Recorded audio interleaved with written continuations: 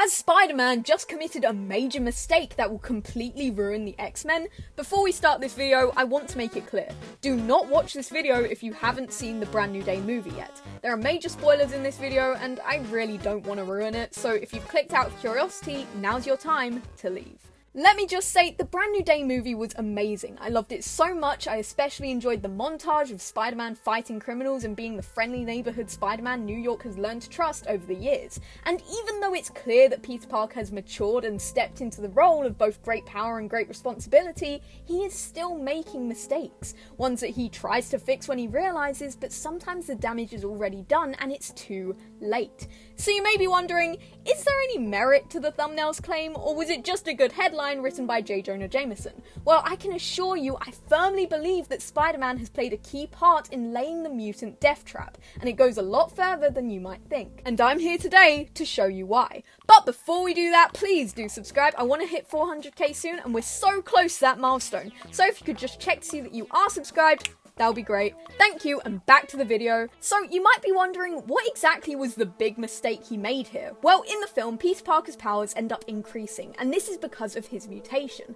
The spider DNA becomes more and more prominent, allowing him to tap into abilities he's never seen before. This was brought on because of where he was mentally, being isolated from his friends for so long, no one knowing who he is, and only being able to be Spider-Man put his body through such stress that it managed to change how much the spider DNA affected him. It got to the point where it was becoming dangerous, and in the process of a major fight, he nearly killed a cop.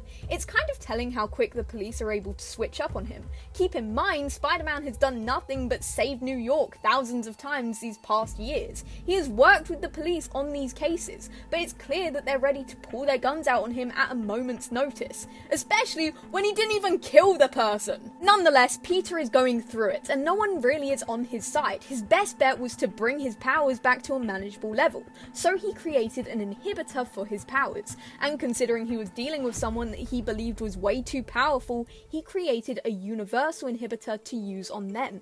And this is something that I think a lot of people saw in theatres and collectively thought, oh no, because this is unmistakably similar to the universal mutant inhibitor collars, which essentially find the mutant DNA and neutralize it so mutants can't use their abilities. It is a horrible device, and there's actually been a couple of times in the MCU where people believe there were hints to bringing it back, but any character who talked about taking away someone's abilities often was referring to a specific person. Therefore, if they were to make a device for that, it would be focused on that person. The problem here is that Peter said it was universal, and when we see it work on Jean, we're inclined to believe it. Considering we are going to be seeing more mutants in Doomsday, it makes sense that the chip design is going to be copied and replicated to combat against the mutants. Some people were a little shocked that Spider-Man did end up doing this, but I'd have to say it's not all that surprising. I don't know if you guys remember Avengers Civil War, but there was quite a similar conflict. Iron Man believed the Avengers had to be put in check. As Earth's mightiest heroes, it meant that unlimited freedom to do whatever for the sake of a fight would mean that innocents would die, which, to be fair, he was absolutely correct. But Captain America believed that having the government keep them in check is a bad idea because it could easily be a corrupt system heading the plans without them realizing, which again, he was absolutely correct. And there will be times when the Avengers are not authorized to do the right thing, and then more innocents would die. This was inherently what started the Civil War, splitting the Avengers in two and allowed for more members to be recruited for each side. And you'll never guess who was on Team Iron Man. Not only that, Spider-Man's introduction to the MCU was him being recruited for Team Iron Man. Granted, he was a kid, and only really had a vague idea what was going on, but considering how much he looks up to Tony Stark, it makes sense that he would adopt similar beliefs. Some people have argued that Peter Parker has grown since then, and if he had been this age when Tony recruited him, he would have more likely not been on board with this idea. But that just isn't the case here. Peter Parker grew up believing that Tony was the greatest superhero, and the fact that he died saving the world only solidified this fact. In Far From Home, he felt as though he was surrounded by a dead hero's legacy that he just couldn't live up to. Argue all you want, Peter still idolizes Tony despite his flaws. With great power comes great responsibility. It only makes sense that if you're not responsible with that power, you're dangerous and need to be put in line. Now let's talk about the way newly mutated individuals often view their abilities, characters we've seen like Spider-Man and the Hulk, because in this movie it's especially clear why they've paired these two for these moments. Peter was becoming something he couldn't recognise as himself. He was terrified about becoming a monster, something not human. So he turns to Bruce Banner, who has successfully been able to hold back the monster inside of him. Here's the thing, we're often told how to view the Hulk out of Bruce Banner's perspective. Bruce barely knows what's going on when he's in Hulk form, and always has to ask the inevitable question of if he's hurt anyone, if he's killed anyone, being left in the dark because he was unable to control his anger, and if anyone died, that would be on him. It's the same in the comics. Bruce feels as though Hulk is his penance. It's something terrifying that he can't control, and he hates it to the point of suicide. But even then, the Hulk won't let him die. Banner puts a gun in their mouth, and Hulk spits it back out. For a brief amount of time, we saw how Hulk and Bruce were able to work together to become one being. However, it seems as soon as Bruce was given the option to live a normal life, he took it. Bruce was never gonna say love and embrace these abilities as they are. The best he could do was question how could you tell what abilities are good abilities and what abilities are bad. His lived experience is dealing with something he sees as horrifying. As far as Bruce is concerned, repressing powers to make sure they don't hurt anyone makes the most amount of sense, which is what Peter thinks as well. However, it is interesting to note that the Hulk is never really the one responsible for the harsh rampages he goes on, at least in the MCU. His worst is being controlled by characters like Loki, Wanda, and now Jean Grey. Hulk is actually more articulate and kinder than how he is presented to Banner, especially in the comics. All in all, Hulk isn't as dangerous until someone tries to use him for their own goals. The Hulk isn't a bad guy.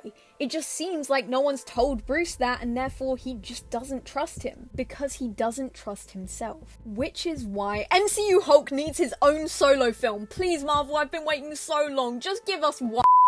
The difference with characters like Spider-Man, the Hulk, or even the Fantastic Four is the way they got their powers was through accidents. Powers are like an addition to who they are, but they know they can live without it, whereas mutants develop them early on and understand it's not an accident, it's part of who they are. So while characters like Bruce and Peter may be able to say, yes, block these powers, mutants don't feel the same way. They are told that they are different, dangerous, and only good enough to serve as tools for war or have a part of them be ripped away from them. In fact, by the end of the film, Spider-Man does actually utilise his new abilities, both from the encouragement of MJ and the talk with Jean Grey. Could it be that meeting these mutants allows superheroes who are afraid of themselves to come to terms with these changes?